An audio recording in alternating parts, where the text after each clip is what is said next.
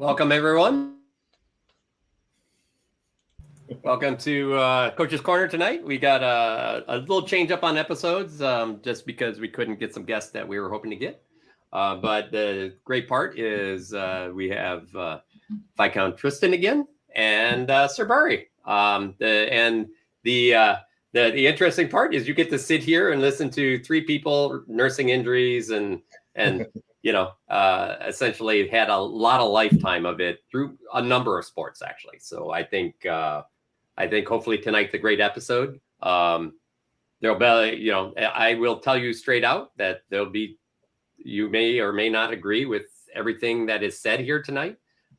Many of us have different experiences and opinions, but that's fine because the person that probably should know your body the best is you.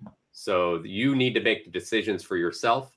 We're just going to go through some of the decisions we made and some of the things we went through, and try to give you an idea of what you can do while maybe you are laid up with an injury. And the good part tonight is I think Bari is actually in PT now for some shoulder stuff. I'm recovering from 2 shoulder replacements. Many people probably there's not a lot of people to base if I can or can't fight. I am fighting, but that's going to be a question. And Tristan, the hard part for Tristan is he experienced a surgery that kind of put him out because of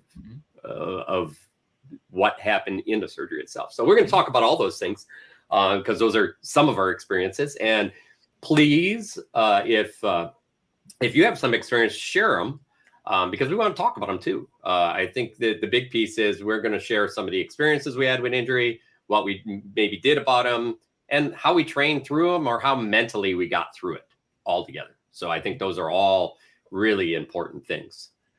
Tristan, I think you were talking about 2 types of injuries, right?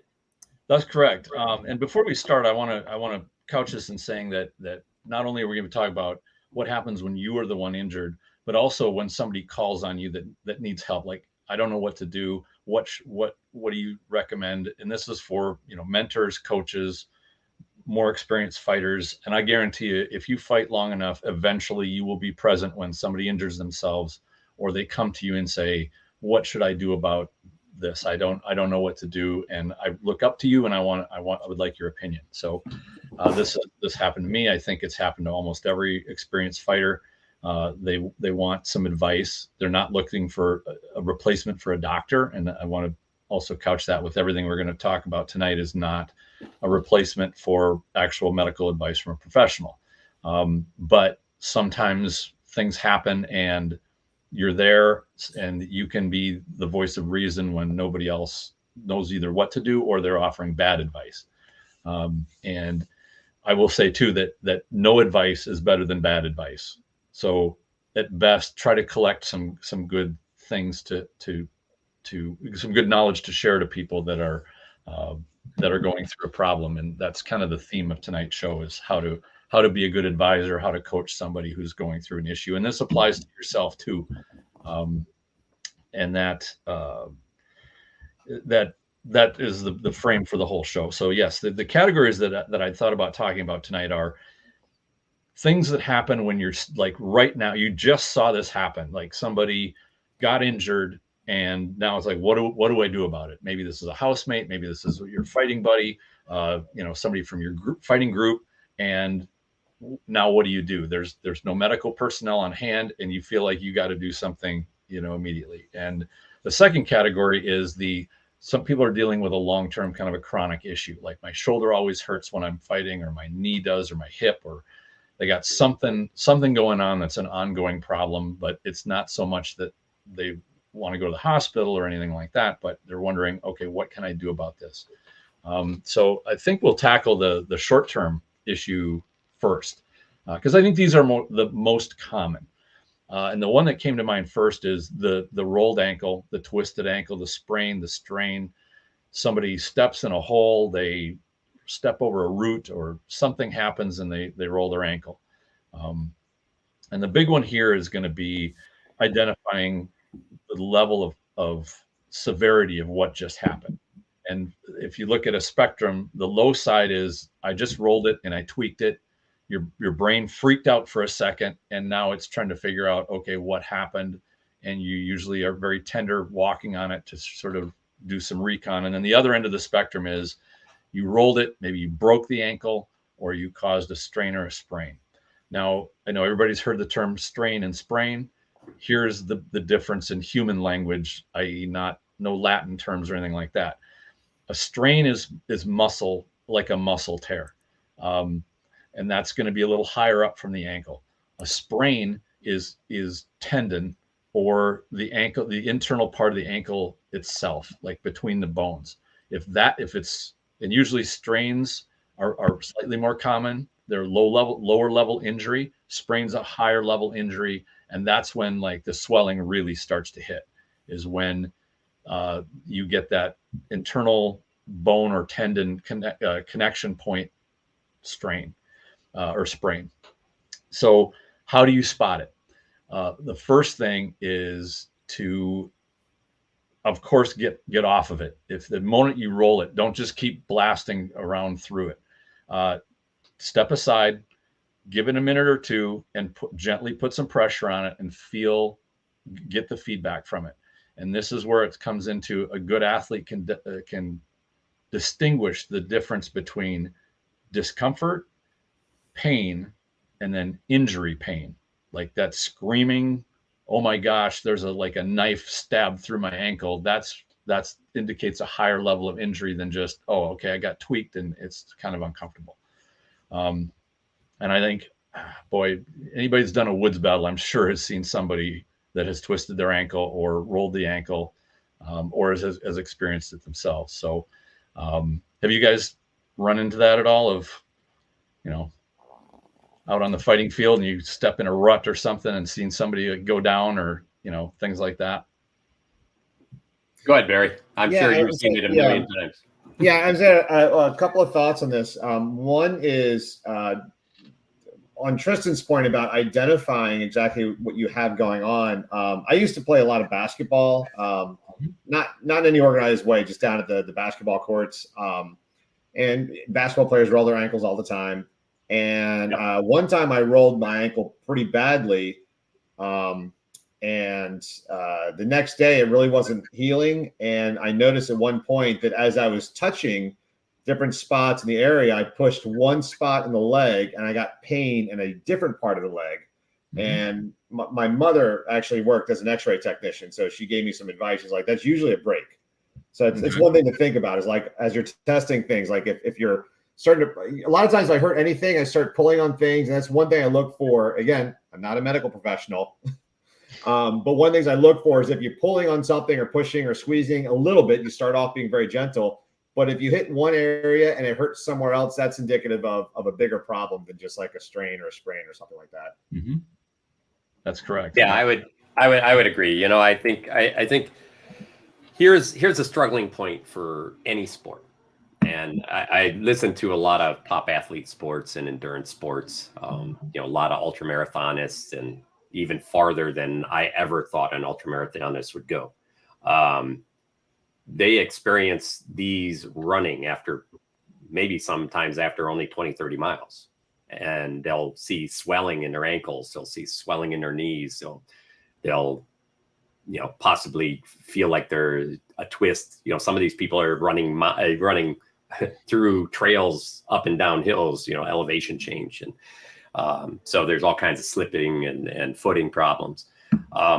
It's amazing how many of them actually continue on. And I think the key for these people is to get to a point where you can do ultramarathon activities. They know their body.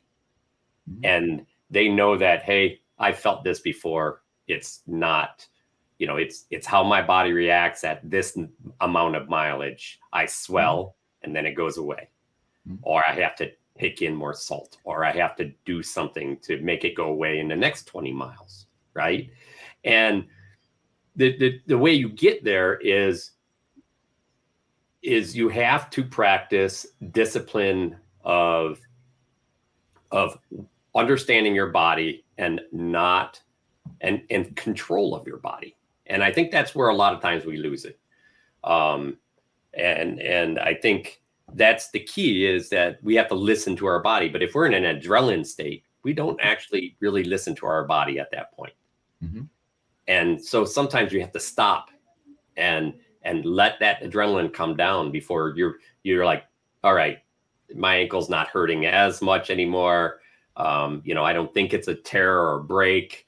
I'm not going to move quite as much. I'm going to walk a little bit and see if it hurts more, or maybe it works out some type of strain that I just got. Mm-hmm. And then either you continue or you don't continue. That's up to you.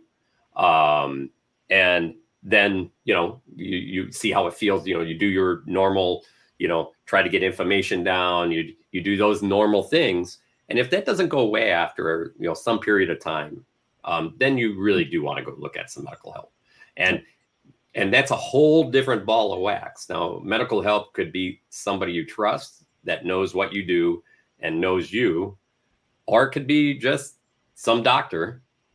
But there is one person responsible for your body, and that is you.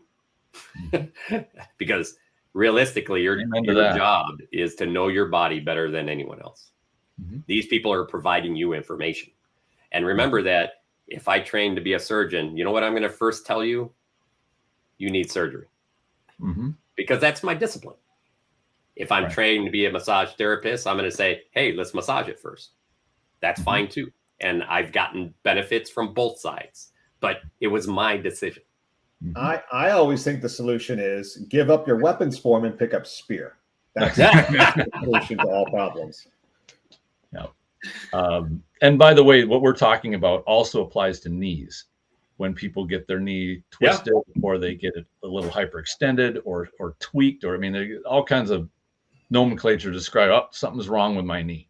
And that's the first thing to realize, is when something happens, it may just feel like a zing, but take it seriously, because I have personally witnessed people fight through and just say, well, I'm going to walk it off and I'm going to keep going.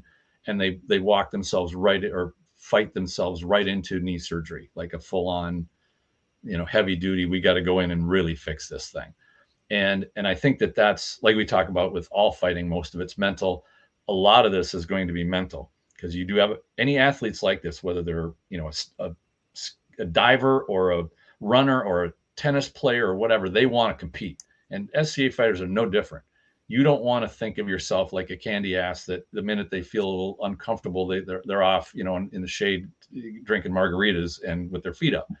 But on the other hand, you can make it worse by just keeping going.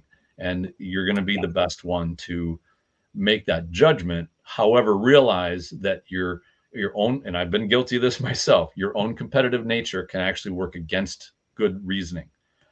The adrenaline can work against your reasoning because you don't feel like there's anything wrong. So from a coaching standpoint, look at, if this is happening to somebody that's your friend or somebody that's there, try to at least introduce the voice of reason to them, not to entertain them being a hypochondriac, but to say, hey, listen, this could be something more serious than you think. Is the next 20 minutes or half hour you're going to spend fighting worth you having a knee surgery and recovering for 6-8 months, or whatever it might be, because that's kind of what it comes down to. It can come down to that. I will have to also add on to what Brannos is saying about athletes that recover, like they get injured and keep going. Also realize that an athlete, like what he's talking about, has extraordinary levels of conditioning. Their body and their tissues are very strong. They're used to being torn and healing on a daily basis. Yep. If you get in your armor a couple times a year and you think like you're going to heal like a competitive athlete, I've got news for you. You will not. And, you see things like football players or professional athletes that'll have a knee surgery, or they'll have some kind of a fairly significant surgery and they're back on the field in 3 weeks. That's because their body is an extraordinary healing machine that has been built over years to do what it does. And they get good nutrition. They've got trainers and experts that know about recovery that are guiding them through this. Most of us are just average people that do not have a team of mechanics working on our race car to get us back out on the track. And so keep that perspective in mind when you think of those extraordinary athletes that seem like they're recovering fast and fighting through injury. Also consider too, how many of these athletes have long-term extreme chronic problems after they retire from their sport. And sometimes they retire early. And that's something I have seen SCA fighters have to do, including myself, have to, hang it up because it's just too hard on my body. That can happen. Don't exclude that from possibility as you're considering whether or not you want to keep fighting through either your chronic or your short-term injury. That's a whole nother episode, Tristan. That is a whole nother episode, absolutely. We actually did an episode like that. To summarize it, be ready to be the voice of reason to your friend that says, I'd rather have you back fighting in 3 or 4 weeks than have to wait 6 months or a year after you have a severe surgery, just because you want to go out and be tough today. To piggyback on that, and I, it's fun because I end up doing a lot of that at practices, and we were just talking before the show. There's a lot of times, even without injury, I'll bring somebody in and show them, somebody brand new, and we're showing them how to throw sword shots, or somebody who's just recovering from some shoulder stuff, and they want to go and do a little bit of sword work. And after, usually, tell you the truth, after 20, 30 blows, I usually stop them, depending on how hard they're swinging. And if they're really light, then they're probably not putting in as much stress. But you can kind of judge where it's like, okay, they're in an adrenaline state now, and there's a lot of tissue movement going on. You stop them, and I'll be like, okay, let's stop for a second. I want you just to chill out. We'll talk a little bit, go get a drink, and come back, and then we're going to talk and see how your shoulder feels. Because if their shoulder is already hurting, then you got to watch it. Maybe they're, and again, the good part is maybe it's hurting because they haven't done anything for 6 months. Right. Right. Maybe it's hurting because there was a pre-existing injury that we don't know about yet. But they have to, again, we know that adrenaline can cover those things, and we have to provide them ways to tell. And that's a good mechanic, knowing the race car. Exactly. Knowing how it functions, how it works, take in that initial condition, try to break down what's going on, and do it in a careful and, in my opinion, mature and responsible way. Not just, throwing somebody a 5-pound sword and saying, all right, go hit the pell 120 times or 200 times and, work it out. Before we moved on, and this is a great direction, but I wanted to recap too. Basically, okay, so you're there, somebody twists their ankle, or they turn it, or like, oh, something just happened to my ankle or my knee. Say, firstly, of anything, stay calm. If they're going to be kind of panicked about what happened, don't add on to their panic by being panicked yourself. Just say, all right, that's cool. Let's get this taken care of. You're the voice of calm. No matter what happens, be the voice of calm and say, all right, let's go check this out. Let's see what's going on. And you want to remove their shoe or their boot or whatever they've got, check out and see what's happening. If it's swelling up really quickly, that should indicate a little bit more serious thing than if it's only swelling very slowly or not swelling very much at all. There are, and this is disputed a little bit within the medical community, but generally you want to get some compression on it. You don't want to just let the thing swell up like a melon. You want to get some compression on it, and you want to get some ice on it, which will help the flow of what the body's supposed to do, which is to get fluid to that area to help it heal. But you want to elevate the limb. You don't want to have all the fluid going with gravity down right to the ankle or to the knee. So you want to get it elevated. If you want to play it safe, do these, but check it out and see what's happening. Watch for that, how much swelling is happening. I've heard advice too that if somebody's like got a boot on and their ankle swelling up, don't pull the boot on. Take it off. Yeah. That's if you can't wrap it. True. Yeah. If you can pull it and then wrap something around it to give the compression, that's what you want to do. I think that the big piece there is also make sure that they're the ones telling you what to do. Right. Right. If they know, can we take your helmet off? Right. Right. Yeah. You don't want to just start ripping somebody's, No, don't mock them around again. And this is part of being calm. Just guide them and say, hey, why don't you come over here and sit down? Let's take a look at this and see what's going on. Find if you can say, hey, does anybody know of somebody who's got some experience with this? Go get them. If you know, go and get them there, but a lot of times you can't find it, but at least try. But then just say, all right, let's have a look, and let's pull this off. You want to do it sooner rather than later. Just say, we're not going to get to it tonight. We're going to get to it now, because then you get it before the thing balloons up. But and unfortunately, being the SCA, we've got cloth freaking everywhere. So wrapping up and getting some compression should be fairly easy. Getting some ice on it should be something that's accessible. But the compression, even without ice, is better than nothing.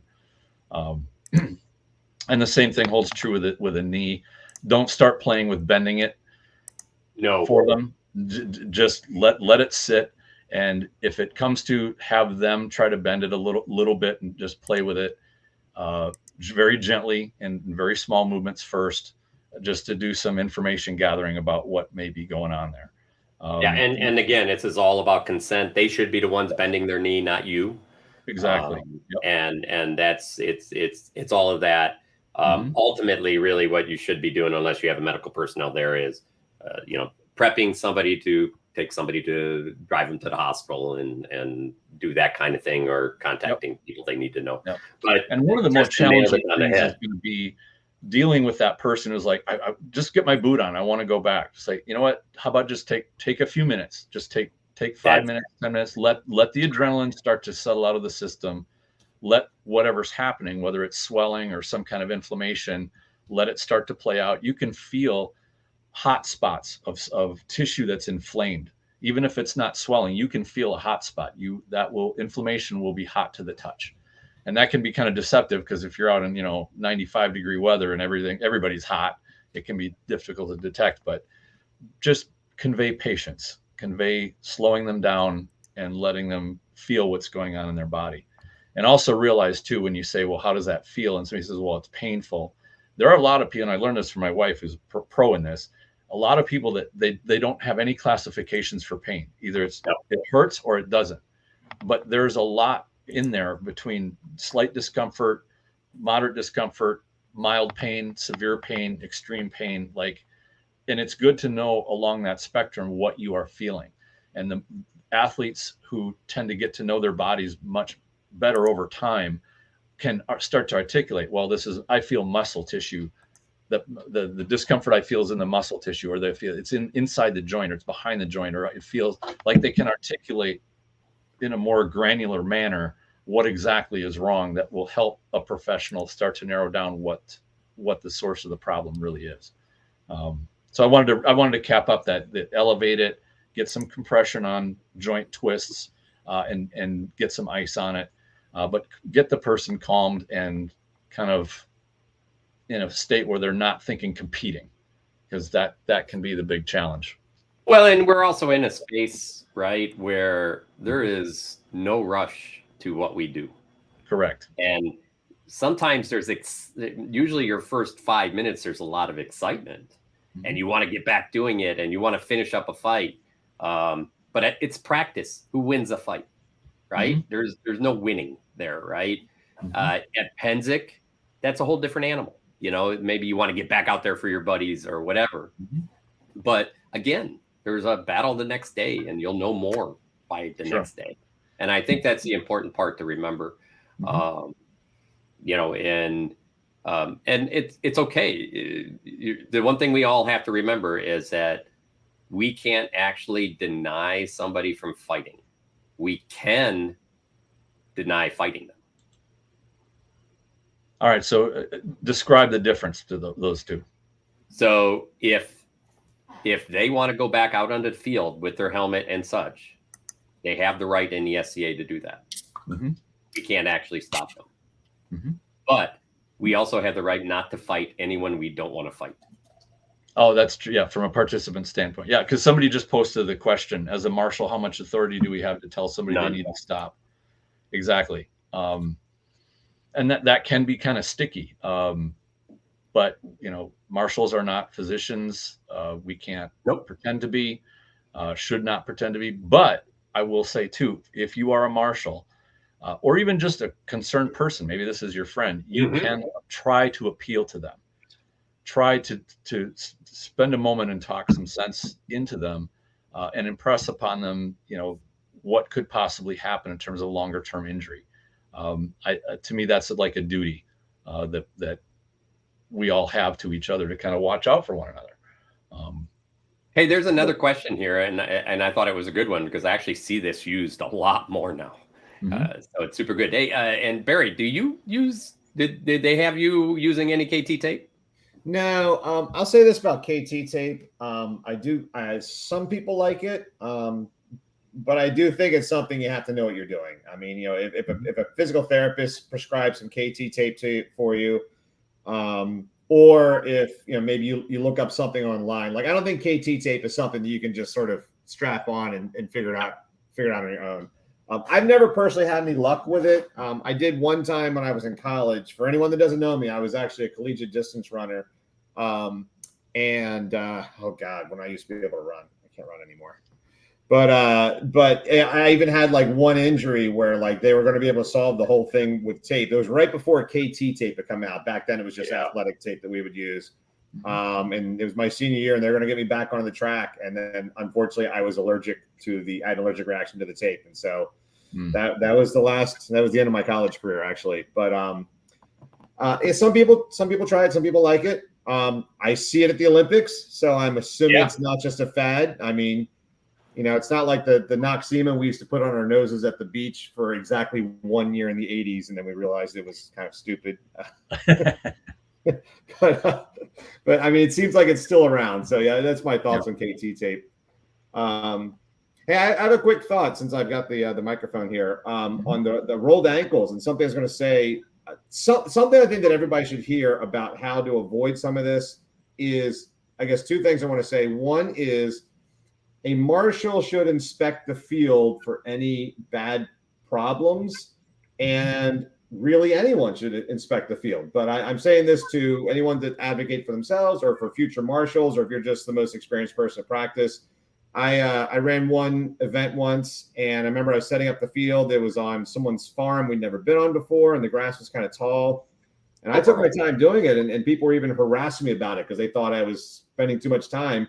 And then lo and behold, I found 6 giant gopher holes with 6 inches of grass above them, and you couldn't see them. And that stuff's serious. It's like people don't understand. It's like you got to mark that and make sure that people don't go near them. And one thing I will say that I learned from that is that don't mark the gopher holes. Mark like 6 to 10 feet before the gopher holes, you know, so that you can catch people before they go out of bounds.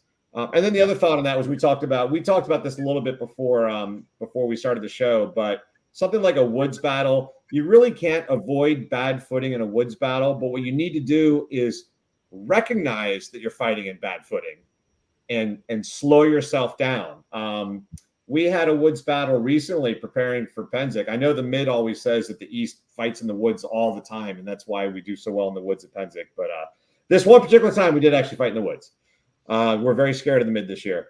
But we, I just remember one spot we had a log that was laying down that was kind of like right in that kind of, you know, mid spot where a lot of the fight is going to happen. And you had to be very cognizant of, okay, I've just passed the log's behind me, and now they're pushing the line back toward the log. And then you have to say like, okay, I'm not just going to move back 1 foot. I'm going to commit myself to moving back a whole 5 feet to get on the other side of that log because I'm in sort of a dangerous spot.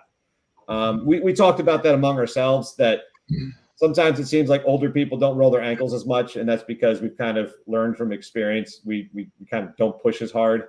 So that, yeah, just some things to think about. Yep. Excellent. There were 2 other things that occurred to me that I recall having seen a number of times. And one was problems with heat. People overheating, getting into what are the 2 classifications? Heat prostration and then heat stroke. And then the other one is like concussions or having their bell rung. Are there other injury stuff that you guys have seen that's somewhat common? That I don't know if it's injury stuff, but it does go into the short-term issues around, you know, essentially your body, and that is, you know, hyperglycemic, all of these other things that you could in very stressful long fights and things like that can affect you very poorly, especially given different conditions. So those are things to remember. if you're allergic to stuff, these are things that, do you have your who has your asthma inhaler? Because if you can't get it fast enough, it's not a comfortable place to be for anybody, especially you. Sure. And that's a really important thing. And again, these aren't long-term. These are things already, most likely. You should be prepared for them. And I don't care if, we asked folks, hey, does anybody need we have a group of water bearers that essentially take care of us. And we were like, do you need us to carry anything? Do you already have somebody to carry this for you? This is just about taking care of our friends and taking care of people. And, that's what makes our society really special, is that we want to help and take care of each other. Hey, on that note, I was going to say, I'm neither asthmatic nor diabetic. My wife is actually diabetic, and we do have some diabetics in our group. And I recommend for anyone that if you're asthmatic, find out who the other asthmatics are or who has asthmatics in their family. And if you're diabetic, find out who the other diabetics are. Because if you have a sugar low, a lot of people may not know how to handle that, but I guarantee the other diabetic is going to. So that at least, if you could at least say, like, go find so-and-so, and they can go find that person. And actually, what helps in that scenario, especially asthmatics, is that some of them take there's different sprays, right? Right. And so if somebody's doing the same one as you, and your person isn't close, but their person is, there's, you have opportunity there.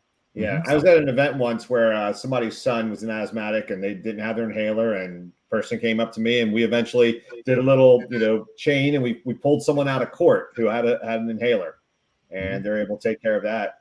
And on another note, and again, I'm sure most diabetics know this, but I had an incident once, not in the SCA, but a friend of ours was a diabetic, and he was having a sugar low.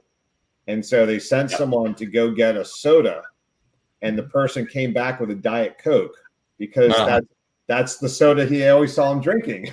Right. He did not understand that he needed sugar. So actual sugar, yeah. Well, cool. I think of the two of them, whether it's the concussion part or the heat, I've seen more people struggle with heat. In fact, I'd say I would risk saying it's probably the number one periodic, quote unquote, injury, but condition that can happen to fighters. And with Penzig coming up, Penzig was always one to see the heat. Of course, Lily's War, which was, basically held in Hades, was always crazy hot and humid. These things were an issue. And so one of the big ones is how to spot it. And again, just like with the twisted ankle, it's a level of severity. Starting at low level are things like you start struggling to move, and you'll actually, your skin can dry out. You run out of perspiration. Spotting the difference between lower level heat issues and higher, like heat stroke, is the trick. And again, I'll reiterate this, because this is where I think I've seen most people screw up, where they say they'll come up and they'll dump water on somebody without them even knowing it. Consent, you have to have consent with this. Correct. But first thing to do, get the person out of the sun, get their helmet off, get them, sitting down. The body heats up by the kidneys. So take their body armor off and let their skin breathe. Take the shoes off, because if you keep their feet warm, their body will heat up. And so the more you can get, with their consent, of course, you don't want to start stripping somebody down or ripping their helmet off without their consent, but get that off. Take a moist, or like a wet towel, not ice water. You want just regular plain old water, and say, can I put this on your neck, and put it on the back of their neck. Same thing with the kidneys. You can really cool somebody down by cooling off their kidneys, but you do not want ice water. If they want to drink, don't give them ice water. Give them at most cool water, if not just regular temperature water, not hot water, of course. So believe this or not, and talk to them. So believe this or not, now almost all football places are like high school football places for heat stroke. They actually do ice baths on the sides of the field. Sure. And that gets into an extreme. That gets into an extreme. We're talking heat stroke. Somebody falls.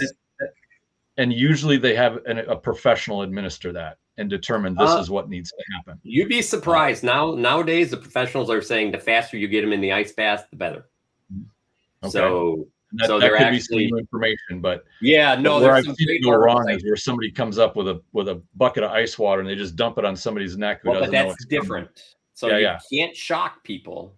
But Right. this is the case where most of these people have no clue what's going on anymore because heat stroke is so bad. And that brings me to how do you spot the difference between low level and higher level? Right. The lower level, if you talk to them, they can talk in cohesive sentences. They don't seem like their brain isn't working very well. If that doesn't, that's when you need to call somebody who knows what they're doing. And do try to cool them down, but try to talk and realize this is I would say get some experience and research it before you decided to do anything. Yeah, and there's a lot of great articles on this. There was a lot of great shows on this. More and more places, it's actually, they have to have it on the field now around training sessions, especially when it's overly hot out. They say you can get a body in immersion, you can get the body's temperature back down within 15 minutes. The hotter your brain gets, the more damage there is. Exactly. So and that's why the bath is becomes when I view something like a Penzic, who I don't know if at Penzic you'd even be able to find an ice bath. No, you wouldn't. If you wanted one, is go to the ambulance, like, because they're going to have the way to get that person in to cool down as quickly as possible. That's correct. But to spot it, if speech is becoming garbled or they can't speak or you can tell there's cognitive problems, that indicates you're on the higher end of the heat problem. Another one is the eyes. You can lay cool, like a wet towel on the eyes. The eye sockets can radiate a lot of heat. But again, just be calm. Don't panic. Don't start, turning hysterical. That's not going to help them, or it's not going to help anybody. So, and I appreciate, by the way, the people that are posting up links to articles. Yeah, that's very helpful. That's nice. Hey, can I add something to this? And this is something that, as a marshal years ago, and when I later became Royal Marshal, like I just had a campaign of I wanted to find out what are the protocols that athletes use for these things, and not try to make it up on the fly, in the middle of a crisis. That's not the time to try to punt. And it's interesting because this is a relatively new protocol, in fact. So sure, yeah. Hey, and there's new stuff coming out all the time. Yeah. Hey, on this note, I want to talk about how to avoid that again from both from a marshal and event running perspective, or from any person on the field who's an adult who has adult-like opinions that can offer suggestion to the marshal that they haven't thought of, is trying to mitigate these problems in the first place. Trying to find, for example, fighting in the shade.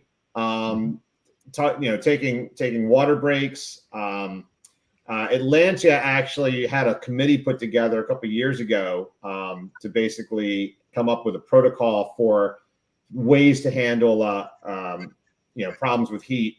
I wish I knew all the answers. I know the people, and if at some point I might try to find those answers and post them on there. They may have a link to it. We've run a bunch of practices, and there's one that I had a real strong disagreement with someone who was running the practice at the time. We were doing too much fighting out in the sun, and specifically we would stop fighting and have these long discussions about, we should charge. What's the command? Or get your units, like talking about the fighting while we're standing out there in the sun. And the person had said, well, we're training for Penzic. Penzic's going to be hot. And I was like, this is not how you train for heat. It's just as effective to train in 5-degree cooler heat for longer than it is to go out there and burn ourselves out. So yeah, just things to think about when it's hot out there. I mean, when you're, if you're at Penzic, there's not a lot you can do. I mean, there's a little bit you can do, but I mean, a lot of times the battles are going to be, hey, we're going to do 90 minutes of woods battles, and it's going to be 90 minutes of woods battles, unless the heat index hits a certain pace. There's not much you can really do about that other than take your breaks, get your water, pace yourself. Yeah, that's a big one. Pace yourself, stand in the shade. But, if you have any, if you're running the events, just be smart about it. Take time in the shade, have your discussions in the shade, make sure people are drinking water, and things like that. Just, do what you can. take your helmets off, take your gorgets off, usually gorgets, gauntlets, helmets. So yeah, just try to avoid it. And also try to recognize if you're starting to feel a little woozy. I don't know, Tristan, you've seen the research this. I don't know if you have like signs to look for. I remember one time, I used to do a lot of cycling, and I was finishing a long ride up a hill on a really hot day, and I started to feel a little woozy. I had this thought in my head, this is how people die. And I always carried a phone. Well, back then it was a big deal to carry a phone on you because just having a cell phone. So I pulled off to the side and I called my wife. I was like, come pick me up. I only had 2 miles left to go to my house, but I was like, just come pick me up. I passed the limit. Well, the ones that I would watch for is people sweating, because that's a giveaway. When you're all out and you're in the heat and it's hot, and you see somebody who's not sweating. Oh, we lose them? Or we lose me? I think I might be cutting out. They might be acting sluggish. They might not, kind of be all cognizant, or when you talk to them, they are slow to respond. You can usually feel when something's amiss. They might say, my skin's tingling, like on my legs, my skin, or have something like that. The extreme heat problems I've seen are pretty rare. The lower level ones I've seen pretty common. Okay. Hyperventilating, when people start breathing hard and short, because they, that can go along with the heat problems. And I would say suffering from heat is a little easier to spot than the mild concussion symptoms. And that's kind of bridges us into the next subject, because they both related in the fact that you can kind of watch people and you can see those who are struggling with the heat, but it can be really tricky seeing people that are struggling with, they just got hit hard. And that hit didn't need to come off of somebody's stick. It could have been they bumped into a tree branch, or they fell down and hit their head on the ground. Or they had a tree thrown on them, which happened. Or they had a tree thrown on them. It could be anything. And this is, I think, where there's probably the most danger of somebody just kind of shaking their head and going, I'm fine, I'll just go back in. And no, we shouldn't be running in front of them, stopping them, but keep a close eye on them, follow them, and say, hey, what happened? Talk with them a little bit. And because, all of us have been hit and had our bell rung a little bit. But there really is not a good demarcation line between having your bell rung a little bit and a concussion. And even doctors, and I've done a lot of digging on this, trying to find, okay, what do the professionals say about how to spot these things? And they say, the brain is largely a mystery. We just don't know. If it gets advanced enough, it's very clear. Like when you have somebody who's very forgetful, they appear to be confused. They maybe forgot where they are. They keep asking the same question over and over again. Like, these are very clear signs of there was a concussion. And the danger that has emerged with this kind of came up about 15 years or so ago with, I think they called it secondary impact syndrome, where you get a mild concussion, your brain swells a little bit, not so much that you really notice it. You keep playing or doing whatever it is you're doing, and then you get a second concussion, and your brain now, it basically, that doesn't explode, but it compresses to the point where it actually kills the athlete. And they had, I think it was high school and high school athletes, and I don't remember if it was college or not, but they had a number of athletes that had this happen with, I think it was football, and they were baffled. Like, they didn't get hit that hard, but the person died. Like, what happened? And as they pieced it together, they realized that the second or subsequent concussion was the fatal one, and not because that was extreme. It was just the brain was already swollen. Yeah. So be very careful. Now, the advantage that we have in SCA fighting is that helmets tend to have weight to them, and that tends to do a good job of absorbing a lot of that shock. Right. A plastic football helmet with a whole person coming at you and hitting you in the head is not as much protection. So, but that said, concussions do happen in SCA combat, and they very much can. So being able to spot them and reminding a person who may be going through this, helping them really sort out, did you just kind of get your chimes rung a little bit, or was this something more more of an issue, and it will be very hard for them to tell. So be patient with them and don't scold them. Don't tell them they can't, but just say, hey, listen, just to let you know, this could be very, very serious if you get hit hard again. And I don't want anything to happen to you. So, a lot of people don't even know about this secondary impact syndrome thing, but it can be fatal. So just be careful. And I wish the neurological community had more information to go on about how to spot it, but they admit that we just don't. They're getting better and better at it, actually, though. Yeah, they have England just has performed some spit testing to tell on the sides of fields on some concussion stuff that they're testing and a few other things. But I think the key here for everybody is to understand, as a coach, what we're talking about right now is safety of your student and being smart around that. You will have times, though, as a coach, that you're you're going to make the wrong decision, and maybe they were hurt and you pushed them. But there's also, I've been in places where, somebody's like, I'm done. I can't do it anymore. And I've seen them do it over and over and over again. And I'm like, no, you're not. You're going to give me 10 more. Yeah. Hey, and they do that 10, and they realize that they push through barriers, mental barriers that they have to get through. Great athletes push them through their own mental barriers. So the piece there is, you have to balance that, and you have to be careful and watch the things that Tristan and Bari talk about here. But there's also times when you're looking, you're like, I think they got more, and you need to push them that direction. Yeah. One of the things too I wanted to add that I forgot about was look at eye tracking.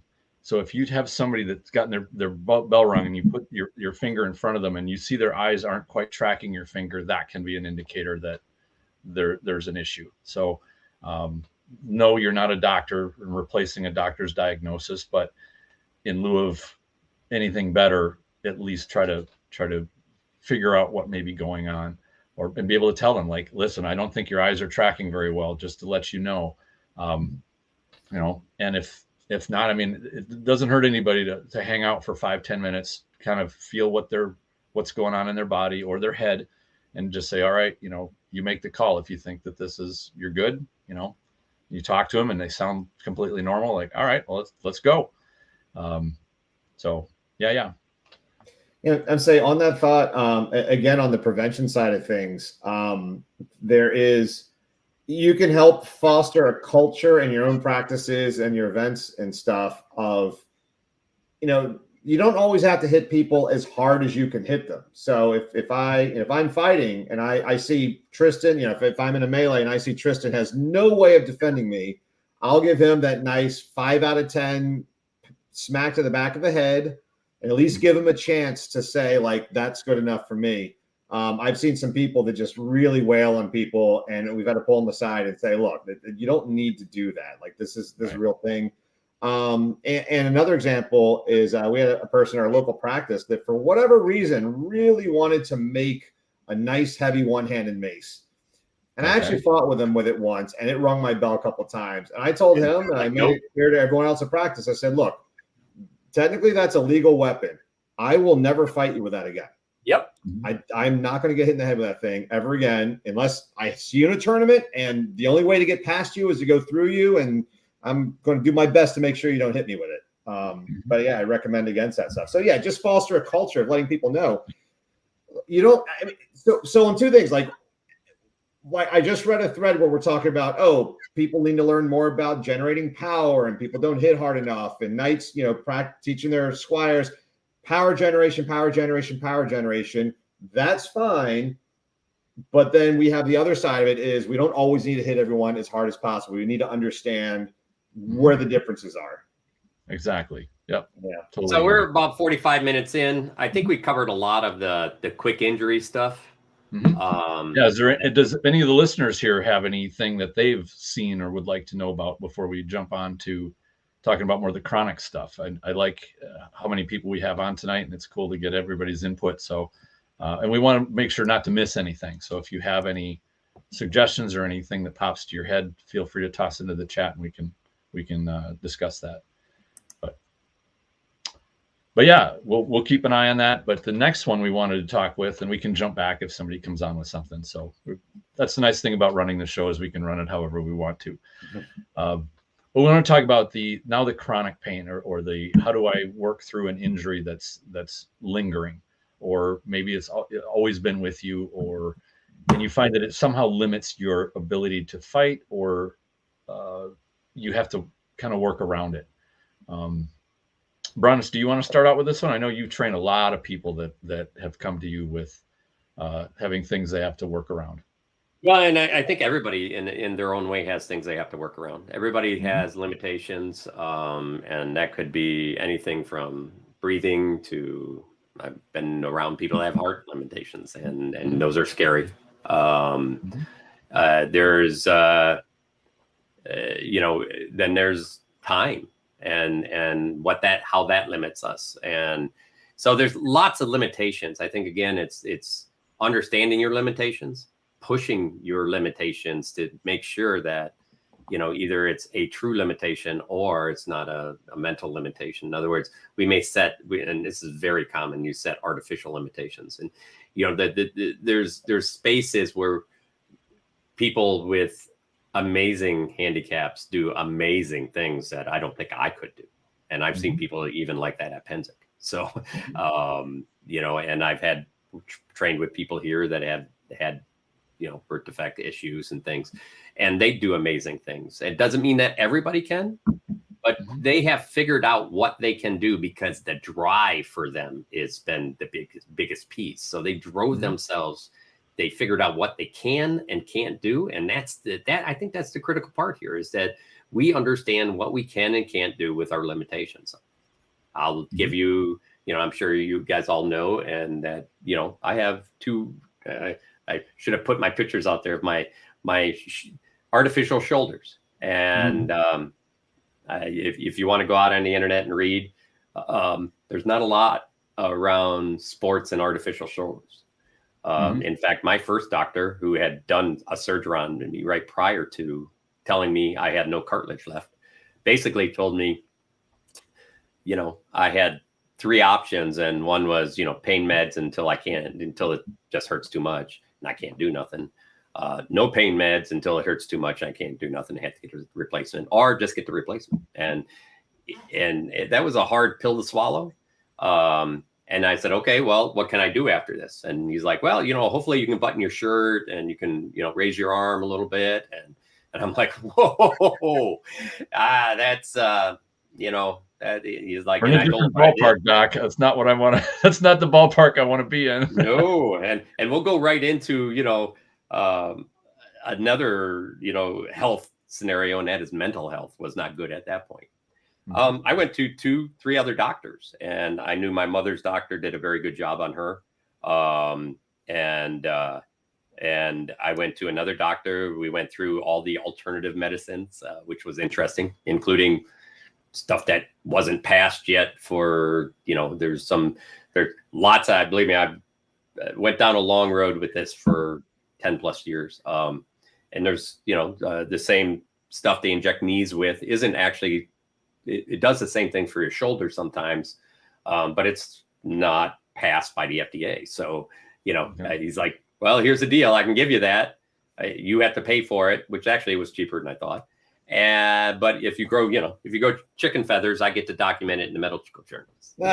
And he was a really good doctor. He was a martial artist, and we talked about all that stuff, and he understood. He wasn't the one I went to get the operation, because he specified, he really was driven around controlling pain, because your body will try to rebuild things where the pain point. So if my shoulder is painful, and I dealt with this for my first shoulder injury was into my left shoulder in a belted champions battle in when I was 28, 29 at Penzic. And I had pretty much a frozen shoulder after that, after surgeries. My first surgery was right in that time frame. And they went in and they're like, ooh, they couldn't find anything, but you have a lot of arthritis. I mean, like way more than what we're used to. And a lot of that probably came from martial arts and things. But but it actually doesn't just come from martial arts. What my mother had the same problem, and it's hereditary, right? So, the key to remember is I had struggled with a frozen shoulder for 20 some years on my left shoulder, and then my right shoulder started bothering me, but I had arthritis all through that period. And I was still practicing twice a day. Sometimes it hurt, sometimes it didn't. The research I had done is, yes, you could hurt your arm more, but if you do nothing, you'll probably degrade faster. So people are asking me, did the SCA do this? I'm like, I was heading this way one way or the other, right? Can I tell you if it did or didn't because of how much I practice? I can't. I can tell you that a lot of other people at my age sometimes get the same thing, and they're sports they're athletic as well. But there's a mental aspect to that too, and I needed it. So, but I'm still figuring it out myself. I can't throw as high. I can't throw as hard right now. I'm still rebuilding. But I did a lot of different things, and we'll talk about that later to supplement that, including when I couldn't swing a sword and just did footwork in front of people until they passed out. So, but that's my, and I'm happy to talk to people about that, but lots of open questions. I'll share a story maybe that'll perhaps give you a little bit of hope, and maybe even some of the people out there. I have a dear friend of mine for many, many, many years, decades even, that I guess when he was younger, he got into some kind of a fight and he tore his shoulders, muscles in his shoulders, and he didn't even realize it. And for the longest time, he couldn't even lift his arms up. And it was my life. I had this thing in my shoulders, and both muscle sets completely detached. Like there was nothing. It wasn't torn. They were gone. Oh, wow. But the body, just in trying to do what he wanted it to, figured out a way that he could raise his arms up. And then just, I think about 5 years ago or so, he went to a doctor. He's like, I've always had this issue with my shoulders. And, the doctor does an x-ray and he finds these detached muscles. He's like, there's no way that your body can raise your arms up over your head. And he just does this thing. And he's like, you physically can't do that. It's like, well, the body figured out a way. So even if you have a severe injury, it doesn't mean that your body won't try to make it function the way that you would like to. That's not to say it's a substitute for actually having medical attention that can get you on the road back to proper function more quickly. But the body is an amazing machine, and it will do some remarkable things to get you back and going and keeping you alive as long as possible. The chronic injury too, and I've dealt with 2 knee strains, both of which I had, one of which was from fighting, the other one was from Aikido, and both were strains that took me out for I'd say about four months or so. A lot of internal swelling, couldn't bend the knee. And here's the advice I would give to somebody, especially who is struggling with something like that. So it's keeping them off the field or keeping them from coming to practice, to say, fighting is about 80% mental. Sitting at home on your couch will not build anything in terms of your knowledge about fighting. So when I had both of these, I would still go to class and watch Aikido class, even if I have to just sit on the sidelines and watch and study and listen. You can still discuss what you're doing with your art when your body's not, you can't get in armor, or you can't go and participate. Yep. So don't demoralize yourself by saying, well, I'm just going to stay home and watch movies and eat pizza as I'm injured, and then I'll go back when I'm ready. If you're really into fighting, you'll go whether you can fight or not. Well, even if you can't go, there's fighting video. That's a big part of keeping your mindset into the fighting game. Yep, right? Absolutely. There's all kinds, and this is, I think, my part of being on this episode was you can find stuff to do. I had both my shoulders done, which put me out not in armor because I promised not to be in armor for the time that the doctor told me. And so that put me out about 3 months each shoulder, plus rehab, some rehab after. But even when I was doing rehab and I could get back in armor, I couldn't throw shots. So I would just footwork people. And then when I went to every fight practice, I still help people. When I felt good enough, I was still doing some, light leg, agility drills. So there's a lot of opportunity out there to do stuff. I've seen Ron Golder with a knee issue like yours, and he sat in a chair and fought people. Yep. And there's, it was kind of funny. I remember one of the first times I went down to Lily's War, and this was before all Lily's turned into just this storm anvil of God thing. It was just ungodly hot and humid. And I realized that I had to learn how to fight in a different way. I had to conserve my energy, because I was always, fairly athletic, and I'd like to use a lot of movement and explosiveness. And I found when it's hot and humid, you don't want to move like that. So if you tone your movement down, like I think Barry was talking about in the woods, you don't go blasting through the woods. You take your steps very carefully. You fight at a slightly slower pace. You can do the same thing in singles at practice.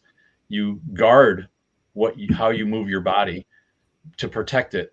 That can be whether it's you're dealing with an injury or an imbalance, maybe not that's painful, but that is limiting you. Work within those limitations. They might be just temporary.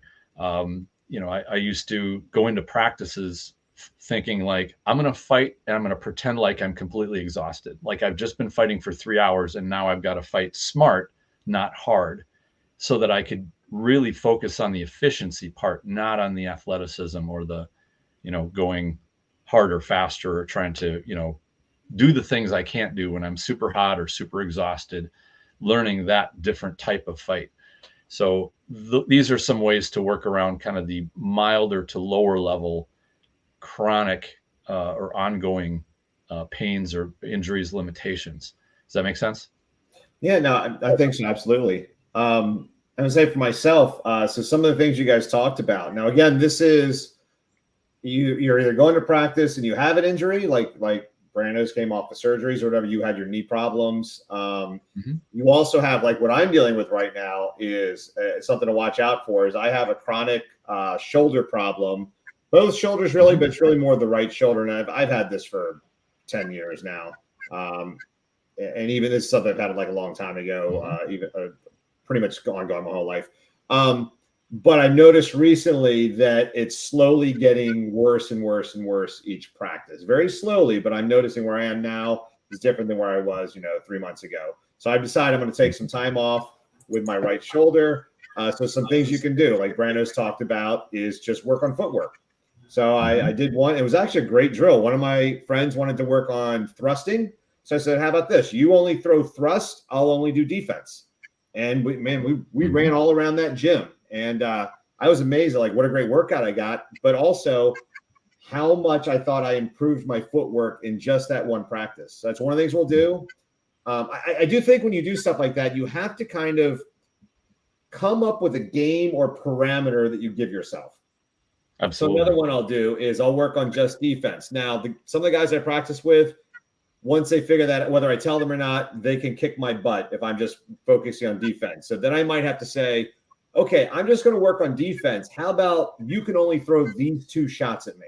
And then something to sort of balance it out so that we can kind of do that. Because I think that there's still a lot of value you get. If you can't throw a shot, there's still a lot of value you can get just seeing shots coming at you. Like I said, you can work you can work on footwork, and you're also working on that slowing down the OODA loop, or whatever you're going to call it, the reaction timing in your head. I think that's very valuable. And another thing I told you guys about earlier, for myself, if you're on the path toward getting knighted, in a lot of kingdoms, there's a lot of value toward being knowledgeable outside of your primary weapons form, whether you can perform that weapon or at least you can teach it. So I got knighted as a multi-weapons form fighter. And the reason why I'm a multi-weapons form fighter is I worked around my injuries. I would have, my shoulder hurts, I can't do sword and shield anymore, I'll do this. I did left-handed sword and shield for probably 2 stints of 6 months, which eventually translated into me being, my primary dueling form now is 2-stick. And a lot of people actually think I'm left-handed because I finally developed my left hand pretty solidly. So that's something you can do. Brannos mentioned the videos. I would add, there's some. You can work out. There's some great podcasts out there you can watch. Yep. The Coach's Corner is a good one. That'll keep you off the streets for a good few months at least. Yes, there's a lot. Yes, exactly. Yeah. A lot of good videos. Actually, on a side note to that, again, toward anyone that's, again, really wants to push their fighting, whether toward if they want to get a grant level award or if they want to get knighted or if they just at least want to be competitive in certain tournaments. I can say personally, the biggest improvements for me actually came during the pandemic because I watched a ton of videos. I watched a ton of like Duke Brannos' videos. I watched a ton of Duke Sean's, Duke Dietrich, Duke Timothy, and then just like all the other videos that are out there. A lot of Sir Avery.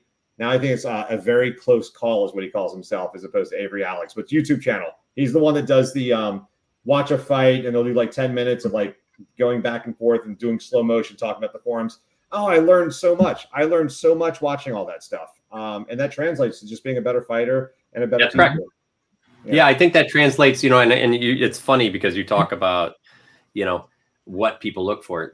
I tell you at least in my kingdom, the chivalry also look for people that, one of the things they like seeing is a smart fighter, is somebody that understands what we're really doing. And I think we have more things out there now than ever before to help us understand. I've known more people diving into the books like, The Art of Learning and any of those, Fighter's Mind, all of those types of things to help try to augment and get a better understanding of what they're doing on the field and helping them push themselves farther. And I think, even if it's sitting and reading one of these books, you're doing something.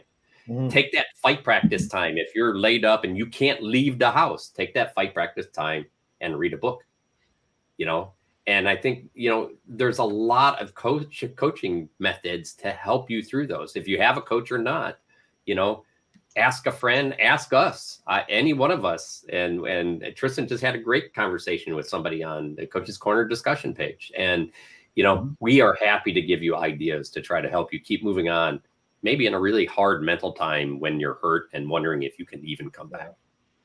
Hey, I wanted to follow up too, because we've mentioned this on a previous episode, which was going to a practice and having a plan.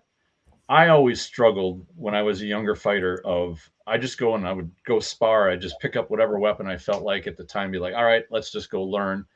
When you get injured, you're forced to come up with a plan. You are forced to work with a limitation. And when your brain says, oh, I was just going to cheat. Well, no, you can't cheat. And I remember one time I had a nerve pinch in my neck. I couldn't even lift a 12-ounce can of soda with my left hand. I was literally just one-handed. So it's like, well, guess what? I'm going to be learning about single sword for a while. And you couldn't cheat and pick up a shield. I couldn't. So it's like, okay, you're stuck in this one thing. You're going to focus on something and make progress with it. And so I was able to use that, but what that did mentally was open up my mind to the possibility of, oh, okay, I'm going to shut off certain things that my brain tells me, oh, go just do this.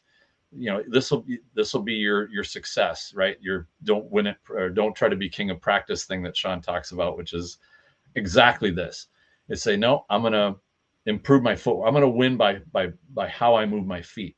It opened the door for me to focus my practice time on specific things, and that changed the way that I practiced. And I was thankful for that injury that showed me how to do it by forcing me into this limitation. So maybe your injury is actually a blessing. Kind of like what Bari works with. If you work with it, Yep. But you sit on the couch eating bonbons, not so much of a gift. So something else I wanted to add to that, and again, it's not so much the fighting side of it, but specifically for people that are, again, they're trying to get knighted. They're really pushing to get a belt. This is a personal story I had. I knew that I was being pulled. Sometimes people know that. And if you don't know that personally, you might, you get a sense. You're looking around at all the other top squires in the kingdom. You're like, you know what? I think I might be one of these people. Like usually there's a little bit of a spidey sense of when you're getting close. And right when that happened, I ended up blowing out. I pushed myself really hard. I ended up blowing out one shoulder at an event, which caused me to sleep on my other shoulder, which was already kind of hurting. And then I had to get PT on both shoulders. And then as I was going through that, I got Lyme disease. And so, yeah, I went 7 months where I could not touch a stick. And so, again, we talked about watching videos, all these different things you could do, but other things you could do: show up to events, marshal, go to socials, do some ANS projects, do all the other things that have nothing to do with fighting that the order is going to want to see out of a candidate. And there's an opportunity, since you're not fighting, you can go and do those things. And that's what I did. And I got, a lot of positive feedback. People said, hey, you know what? I had one person come into my vigil. He said, so many people, when they get hurt, they disappear. And I saw you drive, this far to this event, and you marshaled the whole day, and you helped in all these other ways. And he's like, and that's what really gave me, decided to give me the yes vote, and, to push you over the edge. So, those are some things you can do as well. Not as fun as fighting, but it's still important. I think that was a good one to bring up, because we do look at things like that. If I tell you, if somebody's hurt and they're still going to practice, I have a great deal of respect for them, because that means they really, really do want. They're striving for that goal. So, and if you are experienced enough to teach, definitely teach, because there is one thing that I found the most challenging that gives you the greatest insight to prowess. When somebody brand new asks you, why do you do that? Mm-hmm. And you have to answer them, and you have to answer them cohesively, not 10 minutes of word salad, but to concisely say why specifically you block a certain way, you move a certain way, you respond to an attack in a particular manner. And it's the simplest question, but boy, it can put you on the spot. And you don't need to be in armor in order to have that mental challenge. But when you go and you percolate, like, why couldn't I answer that succinctly? Why, when you have to connect what you know how to do to what you can understand, when you do that, you become a greater teacher. You will become a phenomenal coach, because you'll have those answers. Sometimes I've had people ask me a question, and I'll give them the best answer I can on the spot. And I come back 2 weeks later, and I said, hey, you remember that question you asked? I've done a lot of thinking about that since then. And I said, and then you come up with a whole different answer. And it doesn't just help you be a coach, but it helps you, like you said, train yourself. Absolutely. Hey, one thing I want to add here on the whole, since we're talking about long-term injuries, and I mentioned that I was a collegiate distance runner and coach in a previous life. And there's a saying in the distance running world, I think it's 2 days off now or 2 weeks off later. Rest, baby, rest. We should rest as hard as we train. Yeah. Yep. So sometimes you have to decide, like, hey, is this, again, if you're a competitive person, if you really want to push hard, there's a lot of this, like, no pain, no gain, get back in there. Don't be, I forget what phrase you guys used earlier, a pansy on the sidelines or whatever it was, but it's like candy ass, whatever. Yeah. Candy ass. Yeah. It's like, you have all those things really, really pushing you, but at some point you have to have kind of like that angel on the one shoulder that's combating the devil on the other one to say, like, wait, what's the smart thing to do here? Right. And yeah, sometimes sometimes you have to say, you know what, I don't want to, am I skipping this practice because I'm lazy, or am I skipping this practice because I really should skip this practice? And you really have to, figure that stuff out. I read a book, and again, nobody's going to care about this book. It's called Running with the Buffaloes. It's about the University of Colorado Buffaloes. They were national championship cross-country team this particular year, and they had the national champion runner. No, they weren't national champions. They had the champion runner. I think they're like top 3 in the nation or something like that. But somebody wrote a book that was just documented every day of the practice. So the practice is, it's like 90 days is like what a season is, and every chapter was a day of the practice. And one of the things I noticed when I read that book much later in life was how often the coach would say, like, okay, here's the practice today. We're going to do, 12 miles of this really fast running up these hills, except Tristan, you're not doing that. I want you to go jog 2 miles in the grass over in the field and then go take an ice bath and go stretch. Like, you would identify all these people that they're starting to push themselves just past that red line, and he's like trying to pull them back down. Mm. Yeah, it's actually interesting. I've read a lot of stuff. Rest has been, I've talked a lot about it. Listening to a grit series now, and it's the person gives himself what he calls personal contracts, and that comes out of Gary Goggins stuff, excuse me, not Gary, Goggins, David Goggins stuff, and ultra runner, yeah, major ultra runner. He did a 300 miler across Florida after doing a 250 miler. Yeah, with apparently no cartilage in his knees or something.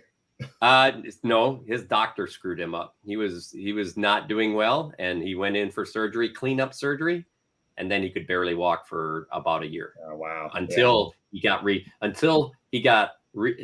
one of his joints realigned by a incredible professional in New York who didn't think it would work, but ended up working because Goggins is crazy, and then got replacement after that. But this grit series, it was interesting because he decided, and he had to do it twice because he decided to do 100-day 5Ks. And he had other things other challenges at the same time, but he was every day a 5K. First time he did it, he made it through about 55 days before he absolutely had to quit because he knew it was at this point going to blow up his Achilles. And there was no way. His wife actually finished them for him. And then he rode a bike for the rest of that. But then he went to he did it again after talking to a sports guy. In fact, I was just listening to the show with him. And to get through that 100 days is different than just running 5K or running 100. When you're talking 100 days of running every day, it gets old fast and it abuses your body. So he had to quit drinking because drinking is not an anti-inflammatory. In fact, it causes inflammation of joints, right? Yes. And he had to go to special foods that also took inflammatory, took that system down. Yeah. He had to do all kinds of things just to get through those days. But that was what he was looking for. And it changed his life quite a bit. There's ways to do things, but it's really important. We're all lucky because I don't think anybody I know trains 7 days a week. You have to have rest. And I think that's exactly, the thing we talk about, and I talked about before, even with Sweden's cross-country skiers, where somebody went there and they're like, best skiers in the world, Olympic skiers in the world, and they're like, why are they walking up the hill? And it's like, because today they walk up the hill instead of skiing up the hill. That's how they rest, right? That's fascinating. I remember reading back when I was doing the distance running stuff. Vicky Huber, who's a local legend. She's actually from Delaware, very close to me. She went to the Olympics twice, and I believe the second time when she's preparing for the Olympics, she trained 6 days a week and had a day off every week. Took the day off. And for anyone that doesn't know this, that's in the distance running world. No, 7 days a week, and actually it's usually more like 9 to 12 practices, depending on what the distance is you're doing. So sometimes you do 2 a days. And that was just unheard of, but okay. So I take a lot of that background and I apply it to the fight training that I do. And I think about, for example, I want to be the best two-stick. Right now, my focus is I want to be the best two-stick fighter I can be. And one of the keys for me is number of practices I get in over the course of a long term. So same thing with distance running, number of practices you get in before your race, a year, 2 years, 3 years down the road. And so if you practice 7 days a week now, and then in 9 months, you have to take off 2 months because of an injury, that's actually less total practices than 6 days a week, and you don't get injured. Tristan, you went over this a little bit with like rolling and stuff like that, where Russians tend to roll. And when I say rolling, they tend to jujitsu. They tend to be on the mats all day long, and it's just a relaxed practice, and they're getting 8 hours of practice in a day, but they're not, where Americans tend to get 2 hours and blow themselves out and can't. Right. There was it was Firas Zahabi that had this interview where he talked about intensity training, and I think it was entitled "Training Over 40" for athletes that are over 40 years old that want to train martial sports. That's awesome. And he said take 95% of your practice and just go about 40% intensity, 25 to 40% intensity. You're just working on form, just rolling. And he contrasted that Americans will tend to come in for 2 practices or three classes a week. They go, balls to the wall for 20, 30 minutes, maybe 40 minutes. And now they're exhausted. Their joints hurt. Maybe they gotten strained or pulled or hyperextended elbow or something like that. Now they got to take time off. And he said the Russians will do, 8 to 10 hour classes a day, 6 days a week, because they're just doing low intensity grappling work, whether it's jujitsu or any type of grappling wrestling. And he said, you just do the raw numbers. You get one athlete over 6 months that trains for, 80 hours, and you get another athlete that trains for 1,000 hours, which is going to be an advantage when it comes down to facing one another. And he says, you do have to have some intensity periodically, but even over in Thailand, Muay Thai fighters, at least my instructor who was into Muay Thai would tell me this. He said these Americans will go over there, they'll come off the plane and they'll be like, all right, I'm in Thailand. I want to train hard like these guys do. And they, like kamikazes, they want to fight every day, like in a real live 100% intensity fight. And they want to train the same way. And they don't step into that realm and look at, okay, what do these guys do? How do they train? They train lightly on some contact. They do some flow level sparring. And maybe once a month, they'll go in and do a full speed, full intensity fight. That's it.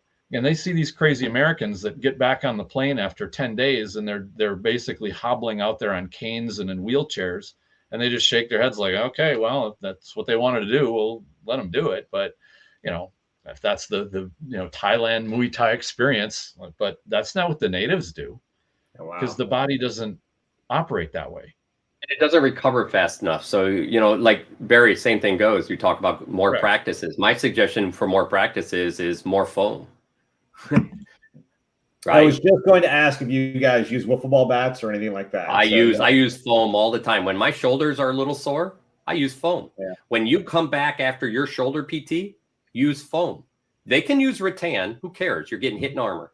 You use as light a sword as possible and get your shoulders back into movement. Yeah. Hey, I was going to say on that one. So one of the things I do on my Pel is I have my sticks. I have my rattan sticks I use. I have wiffle ball bats. And like you've seen, like probably like Duke Timothy before, I'll put a piece of tape on it to identify where the edges are. And then I actually have an in between. I have, I think it's 1 inch, might be thicker than that, but it's a closet rod, like a dowel. Now, I use a soft Pel. I have like the Century Bob, which is the squishy guy that you can punch. Yeah, but so with that, it's not going to break. If you have like a hard, like a 2x4 or something like that, you're probably going to break apart the stick. But yeah, I have these closet rods that with those, I got them specifically because I could cut them to the length of my sticks. I fight on 38-inch sticks, which, quick side note for anyone listening who might be like, whoa, those are really long sticks. Two sword fighters tend to use slightly longer sticks than most sword and shield fighters. For a variety of reasons, could be a whole different episode. But I have 38-inch sticks, and they don't make 38-inch wiffle ball bats. Trust me, I looked. So I have those sticks too, and that's kind of like an in-between. So it depends on how I'm feeling that day. Like if I have a day where I was like, man, I'm really starting to feel almost like my tennis elbow is going to come back, my forearms are really sore, I'll go to the wiffle ball bats, or I'll go to those dowels. And I found that just being able to do that, so I've been able to practice more. I can actually use the sticks a lot more now because over time I've slowly built up. I got skinny forearms. I don't know if you can tell right here. I've slowly built up my forearm tendons and my strength so I can use some of the harder sticks, which I think if I just always stuck with rattan sticks, I don't know if I'd ever get in the reps to be able to do that. You're on mute, Brannos. We have a question. We're kind of running towards the end of the show, but let's get a couple of these questions. I'd like to also thank everybody out there. There's been some great conversation, and I enjoy reading these, and sometimes I don't get to answer all of them, but they're definitely, I like that people talk to each other and appreciate each other's knowledge. But here's a question. Kat's been told to pack all her braces for Penzic. Is that the truth? I would say it doesn't hurt to pack the braces for Penzic. Doesn't mean you have to wear them, and it depends on what battle you're doing, and how your body feels. I think is the biggest piece there. But I know people that just walk around a lot at Penzic and have to wear braces the next day. So it does not help, or does not hurt to pack them and support. A good part about a brace is it's there to support you. And after a lot of time, physical time, walking and moving and fighting, those muscles get tired and they don't support the weakness in your body as much as they did. The muscle won't support as much as it did before. So braces sometimes supplement that. So I don't think that's a bad idea. And then someone will thank you for the idea. A 2-stick episode, I think, would be great. Barry, put it together. Give Sven a call. Get it going. Always make me do I work. wanted to jump in with one thing before we wrap up, and I'm sorry I forgot this when we were talking about it when it was related to heat, and that is also hydrating somebody. And may anger some people to hear this, but Gatorade is garbage. It is just sugar water. If somebody's really struggling and you need to get them electrolytes, which is part of the dehydration problem, you want to use something like a pickle brine. You can use, and there are some really good electrolyte solutions out now that were not out 20 years ago. I really like the emergency packets. They're little 1,000 milligrams of vitamins, a few other things in there. It's a powder, and you just put it in, it dissolves in liquid, and you can down that. I used to take those, and those really help with what your body needs to actually use the water you're drinking and get it to the tissue that needs to be hydrated, as well as things like potassium, and which can come in even bananas. If you get people that are cramping up, they're having just cramps in their, usually legs, that's generally a lack of potassium. So making sure they have nutrition, but don't just down Gatorade, because I don't know if you know, everybody knows the history of Gatorade. You can go look it up, but it was actually crafted for athletes originally. But what was released to the public was not the same formula. It was meant to basically kind of trade on the name. So, it's called Emergency, and it's a packet. You can get them at Walgreens or CVS, and they come in different flavors. I think the one that I found that dissolves the best is the tangerine flavor. Some of them don't dissolve in water as well. But I'd go to Lily's or Penzic, and I'd go through 2 or 3 of those a day, just because when you're drinking that much water, it tends to flush nutrients out of your body. And so you can take, I remember Osis used to have this kind of mix that he would take. You really want to get magnesium, vitamin C, vitamin E, zinc, potassium. You get those, and that tends to be what the fighting drains out of your body, and the extreme effort and the heat, not to mention the drinking, but all kind of goes the same direction. And then stay hydrated. But yeah, people think that Gatorade's a good deal. It really isn't. Doesn't do much for you.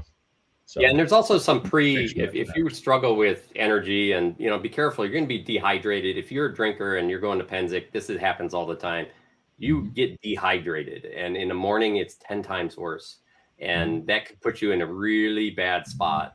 There's some pre-drinks that you can do, not to rev up your heart, but pre-drinks that you can do to keep energy in your body, and vitamins and things like that as well. But do your research on it. If we're a true sports panel, we just sell you our SCA Coach's Corner pre-drink and post-drink activity. But we don't have any. We got to get into the merchandise. Also, remember too, about 20 minutes before you fight, drink about 1 liter of water. That will help thin the blood, and that will make your body perform a lot better. Like, it is noticeable. And we got to say, post pandemic, make sure you bring your own, because we are. Right. We are past the days of the jugs full of Cooper's water with the Gatorade mix in there with the straw that's you stick into Brannos' mouth, and then you stick it into my mouth, and you stick it into Tristan's mouth. Yeah. I can't believe we ever did that. I know. Yep. So we actually have everybody has bottles, and we have a shoe rack, one of those hangable shoe racks. Oh, Yeah, nice. And it's hung on a pole in our thing, and your bottle with your name on it is in there, and they just refilled our bottles for us. Oh, nice. Yeah. We did that last Penzic. Yeah. Nice. Unfortunately, this Penzic, our household's going to be split because Atlanta and East are fighting on opposite sides. So Yeah. we'll figure that out. Yeah. I wish I would have thought about the Prowess Thirst.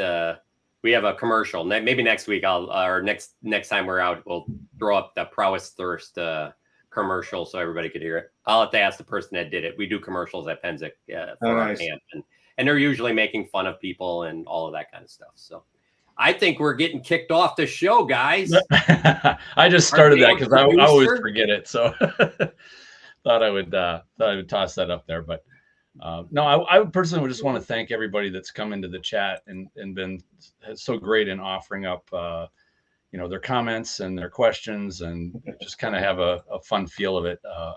I'd almost like to do an episode where we just bring the people that like to come in and just have a big live get together and hear from people directly. So if you're interested in that, let us know and we'll make it happen. No idea is too crazy for us to give a shot. Well, and we've had episodes where we brought people in and it's been fun. So I would love to do it again. So next week, or actually 2 weeks from now, we are going to be at Penzic. Yes, that's true. We are working on some stuff at Penzic to we're hoping to throw some video up while we're doing pickups on the field the first week, so that and we'll just stream them onto Coach's Corner and let people watch. We won't be answering questions or anything. It'll just be live stream. For those at Penzic, look and see who's out on the field. And if you see some good people you want to fight, come on, put your stuff on, come on up the first week.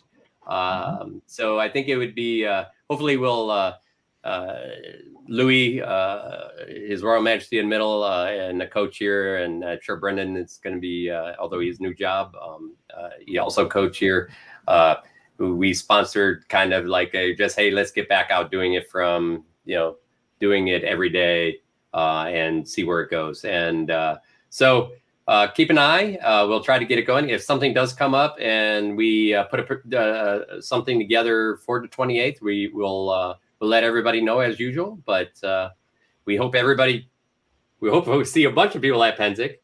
And for those that aren't, we are going to miss you. And we look forward to seeing you when we come back.